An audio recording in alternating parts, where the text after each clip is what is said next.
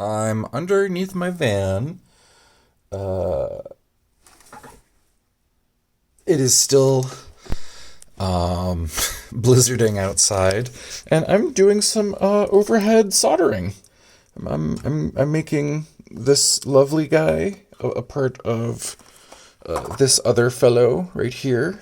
We've got 5 for 5. I cut some wires out of this guy because it's actually variable Cat 6, and I'm gonna make this guy and these two friends together, always and forever.